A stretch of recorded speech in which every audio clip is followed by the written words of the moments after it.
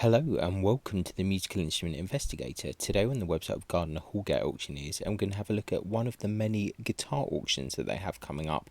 In fact, this one is finishing tomorrow on the 3rd of September. It's the 2nd today, so just about a bit of time to have a look at the catalogue. So for those of you unfamiliar with Gardiner Houlgate, it's a big auction house and they have quite a lot of auctions a year. They have some of the biggest guitar auctions in the world, and this is one of the auctions. They have about 4 or 5 back-to-back coming up. I've already done a video on some of the antique guitars, just a small auction, but this is one of the big ones with electric guitars and other stuff. 545 lots, so quite a lot of stuff. We're just going to blitz through it really quickly because there's too much stuff to go in depth about it, and also Gardiner Houlgate themselves have quite a good YouTube channel, so they do actually go over all of these things really well. So I'm just going to do a quick overview. If there's anything I'm interested, I'll stop on it. There'll be a link in the description if you want to check it out. There's some weirder stuff I think towards the end of this auction, and some stuff which is from the band The Script, so that's kind of interesting as well, but we're just going to blitz through it. Looks like the buyer's premium on this auction is 26.4%, so you have to pay that on top of the final hammer price. Bear in mind this is a UK based auction, so if you're looking to buy something and you're from abroad, import export fees, maybe CITES restrictions as well for exotic materials, all of that fun stuff, but you can check out the information here.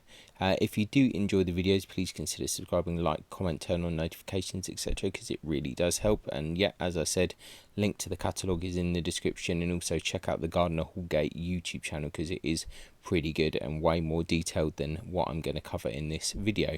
So yeah, just blitzing through it here.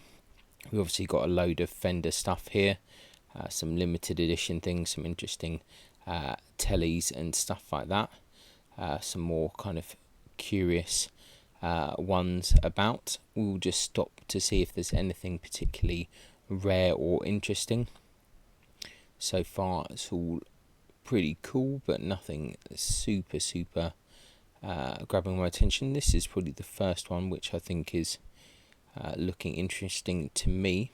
So it's a 2021 Fender Custom Shop Vince Van Trite Masterbuilt 61 Strat. I probably completely bastardized that name, but that is an interesting looking instrument for sure. That really is a heavy relic, isn't it? So 5,000 to 6,000 on that. Not particularly knowledgeable about Fender stuff, but interesting looking guitar. Got a 1971 Telecaster there, 1978 Strat, a few other interesting ones here. 1975 Strat there. Let's see what else you got here. I think there's some rare bits and pieces in these auctions. As you can see, it's a whole load of stuff really. So a few basses and things like that. These Acoustasonics were quite popular at some point as well. See if we can find anything really curious. Jazz bass there. 1975 Precision here. Be popular for some. They always give good descriptions as well. Gardiner Houlgate, I have to say they do a great job on their guitar auctions. Gardiner Houlgate, a great YouTube channel as well. Nice 2000 Fender Custom Shop Jerry Donahue Telecaster here, 2 to 2.5. Let's see what else we've got here. 25th anniversary there. FSRs are quite interesting. These James Burton Telecaster, that's kind of paisley pattern, always quite interesting. 2013 Modern Player Starcaster there. Interesting Acoustasonic Telecaster there. Squire stuff here, a few more Squire things going on. Let's see what else we've got here. We're into Gibsons now. Let's see, we've got some nice older Gibsons here. Unusual mid-1920s Gibson L4. A nice installed pickup system as well. 2 to 3,000. This is the kind of thing that I would be interested in personally. Formerly owned by Jack Toogood, renowned Bristol-based jazz guitarist. Okay. Another interesting Gibson here, 1927 Gibson Nick Lucas Special Pre-Production Acoustic. 6 to 8 on that one. You can see lots of information there from the Gardiner Houlgate people. And a nice Gibson ES355 TD. It's a nice looking guitar as well. 1500 to 2.5. I wonder if it's been stripped or so. Yeah, refinished, originally cherry. Yeah, thought so, but it's a good opportunity to get one at a cheaper price. 1970s ES345 there. See, I think they have some fairly rare stuff in it. It's one of the all wood models. Birdland there. Let's see, Chet Atkins model. J50 acoustic. Got a 1959 Gibson ES175D, 9 to 11,000 there. Nice looking guitar. Once again, video there if you want to see it a bit more fancy. 1976 Gibson ES175D. Interesting one here, 1940s Gibson ES300 there. Interesting kind of pickup arrangement there. Some more kind of Gibson Les Pauls here. See if there's anything a bit more curious. Right, this is a nice 1952 Les Paul model electric guitar made in the USA. 22 to 28,000 on that. Nice with the, that's like the original tailpiece. I think that people didn't like because it's wasn't very good for tuning stability, I think, if I remember correctly, but probably not. Sold with related car number plate. Okay, interesting. First year bound neck 1952 Gibson Les Paul.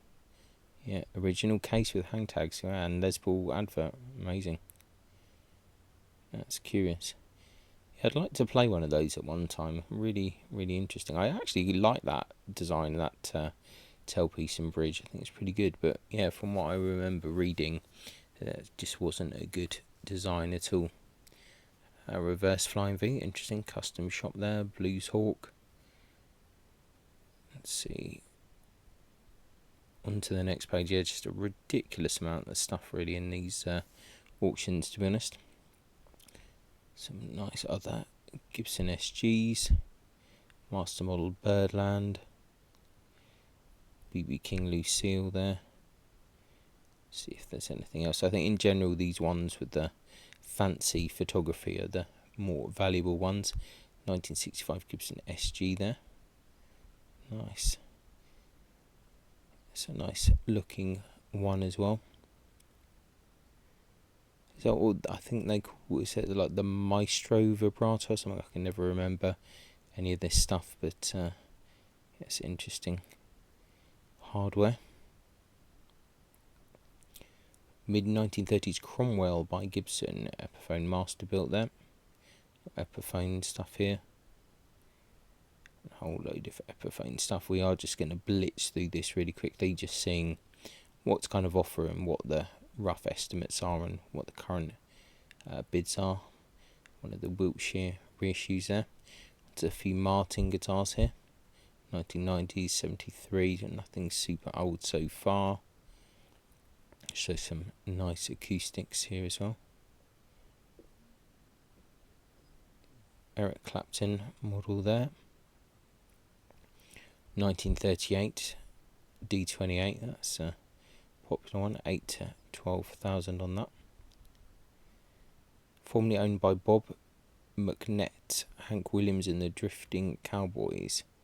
Interesting, a whole load of information here. Could do a video on this auction, probably 24-hour long video, but we won't bother that. Some Levin guitars here, the Swedish maker Taylor as well, a few more Taylors. A lot of this stuff I find it a bit generic, so I'm not too bothered to talk about it, but some interesting Music Man, Ernie Ball guitars there that are quite quirky, some of them. Atkin, some Gretsch guitars here. Never been a massive Gretsch fan myself, but some of the models quite nice. That's a nice blue on that. Paul Reed Smith, once again, not a massive Paul Reed Smith fan, nor a Rickenbacker fan actually. Quite, I'm a little bit kind of specific. Okay, right. This is right into my alley. I think this guitar was sold in one of the previous auctions in bits maybe, but 1970s John Vallejo electric guitar made in the USA, so one of the early aluminium guitars. Obviously it was gold plated, and it's because aluminium does not like to be plated, the plating has kind of come off, so yeah, interesting guitars, quite rare. Sold with a selection of worn, damaged parts. Okay. This guitar was discovered by the vendor in the UK antiques market, dismantled and in extremely tired condition, with much of the exposed aluminium suffering corrosion. Yeah. Thought to have been thought by some that this guitar may have previously belonged to Pete Haycock of the Climax Blues Band. However, there is little evidence to support this. Actually, what is interesting, and I completely agree, I don't think that is the one owned by the Climax Blues Band, because when I was at college doing engineering, one of the guys on that course, his dad was like a big tour manager for the Climax Blues Band, and he had the neck, just the neck, not the body, but the neck of a Vallejo guitar, and I borrowed it for a bit for one of my projects because I was going to make an aluminium guitar, and that was just a normal aluminium neck. It wasn't like gold anodized, so I'm pretty sure that this is something else. But to be fair, amazing that someone found this in like a UK antiques market, because these things are like pretty rare. I mean, this is beat up to hell, completely screwed, but it's a pretty cool piece of history. These are really, really great guitars, so this kind of thing really does excite me, and I'd love to speak to that guy actually and see if his dad still has the neck of that Vallejo. So if you're into aluminium guitars, these Vallejo guitars are quite important. Really nice looking Nags guitar there. That's for some quality building there. Really nice stuff. Another Nags here. It's kind of interesting Galaxy scene there. Really super nice high end stuff. It's quite a nice price on that. Nick Huber as well. I remember when I was, if anyone's watching knows, like Nathan Shepherd and all these kind of high end guitars of that kind of 2000 period. I remember Nick Huber being really popular, Tom Anderson as well, Tyler guitars, all of those kind of things were kind of my era. A load of Ovations here as well. Nationals, yeah, really, really great auction. Santa Cruz, really lovely acoustics there. More Santa Cruz harmony. Yeah, some really, really cool, interesting stuff in this auction. There's just so much of it, really. That's the problem. It's almost too much. Guild Carvin, used to own a couple of Carvins. Yeah, California carved top Carvin I used to have in blue, which was really nice. Nice jazz guitar here, 1995 Buscarino Monarch. Yeah, 5 to 8 on that. It's a nice looking guitar for sure. Let's see what else we got here. Silvertone, G&L, nice. Some more Jacksons, Charvel, Mosrite, Wilson Brothers. Let's see. Yeah, some Joe Doe, not really too familiar with that. David Oddy, it's a good maker there. Andy Manson, mandolin, twin acoustic guitar. Pretty cool. 3 to 4,000. That's a nice, interesting instrument. Another crazy Andrew Manson instrument there. There's some pretty cool stuff. Andy Manson Dove arch top as well. Quite a few Andrew Manson stuff in here. Manson Guitar Works there. Stefan Sobel, yeah, so some real good makers here. Wow. Zamatis as well, so 10,000. Classic Anthony Zamatis stuff here. Wow, what an auction. Oh, Jaco Pastorius interest here. Okay, interesting. 10 to 15. Custom 4-string fretless bass. Yeah. Played by Jaco Pastorius in Oxford, England, circa 1979. Okay, interesting. Zamatis acoustic there as well. Stuff Gordon Smith, classic UK maker there. A few Gordon Smith guitars here. Larry Vay, a few kind of interesting custom makers. It's interesting archtop there, Rialto archtop guitar. Ralph Brown, Sid Paul custom, yeah, a whole load of stuff. It's interesting guitar, that one. Some Eastwood stuff here, some of these nice 70s Ibanez artists, which I think are really beautiful guitars, actually really good value. I mean, that's a really nice looking guitar, that. Yeah, some really good stuff in this auction for sure. Lovely double neck there, Ibanez artists. These 70s Ibanez is really good. So many of them, really crazy. Ibanez Professional as well, it's a pretty cool model. Yeah, wow. Greco Speedway, or Grecos. Interesting Greco Roland GR500, that's an interesting looking one. Yeah, that's pretty funky. Yamaha MSG, they're always interesting as well, a couple of those. Some Yamaha Godin. A whole load of Aria stuff as well. Hofner Senator, you know, I'm a big fan of Hofner stuff. Some Burns guitars here, Vox, Fret King, interesting brand.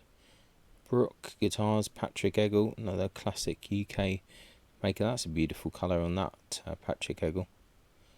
Los Angeles 4600, that's interesting. 2004 Patrick Eggle, that one. West Tone Emerald guitars, the Irish maker, carbon fibre. I think they made some guitars maybe for a few big players. Oh, that's interesting. Alpha Opa Prime, that's an interesting looking guitar. 1000 to 1500, yeah, that's pretty curious. Hammett, Mike Vanden, yeah, wow, some great stuff here. Filed Hoyer Jacques Favino model gypsy guitar there. Interesting old gypsy jazz type guitar. Yeah, very popular at the moment. Good values. Not as much as the Selmer ones, but so interesting. This Washburn is pretty cool looking guitar. Yeah, it's quite nice actually. I quite like these Firebirds with they're a little bit more aggressive looking. I really like the Jackson reverse Firebirds. They're quite rare, but those are pretty awesome. Some nice acoustics, Eastman again. Some more EKO stuff here. A few basses, Michael Kelly, it's fairly some more generic-y stuff here. One of the modern D'Angelicos. These interesting Musima guitars. There was an auction in the States recently that had a ridiculous amount of these kind of things. Someone's whole collection. Vantage, like all of this stuff. Pretty curious. I'm just absolutely blitzing through this because it's just almost too much to look at.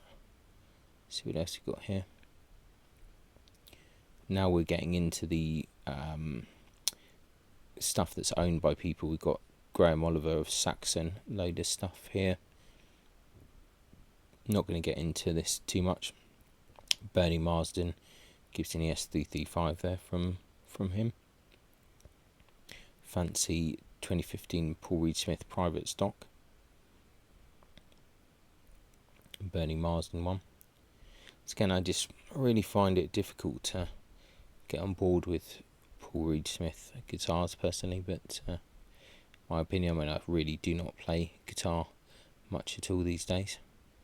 Interesting. Carl Perkins interest. 1977 Gibson Super 400.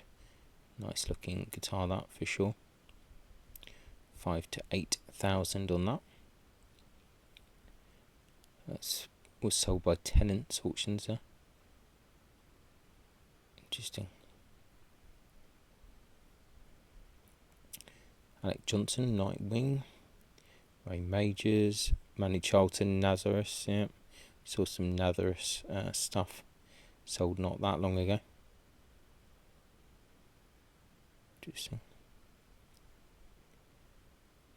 Yeah, a load of different stuff here. Gary Moore, 1961 Gibson SG Junior here, 20 to 30,000 on that one. Elliot Easton there from the Cars. Judas Priest stuff. Jerry Donahue, the Ventures. Guitar Aid stuff. And now we're getting to all this stuff from the Scripts and Buddha amps. Yeah, they had a lot of rigs there. Layanti, PV, wow, they had a lot of different stuff. Getting through to the last one here, some Scripts, some Boss pedals and stuff. I guess possibly a cheap way to get some script related stuff here. They obviously had quite a few of each pedal. These TC Electronics stuff is pretty good. Quite like that in the day. Some rack mounted stuff, some more flight cases and things like that. So, and all other bits and pieces. So yeah, that seems to be it. So there we go. That is the Gardiner Houlgate guitar auction, kind of electric and acoustic guitars, which is finishing tomorrow on the 3rd. Some pretty awesome stuff, to be fair. Impressive auction always. Bit too many items for me to be able to deal with. My brain is exploding a bit, but check out the catalogue anyway. Check out their YouTube channel. They explain stuff much better than I do. But in any case, thanks a lot for watching. Really appreciate it, and I'll catch you next time. Bye.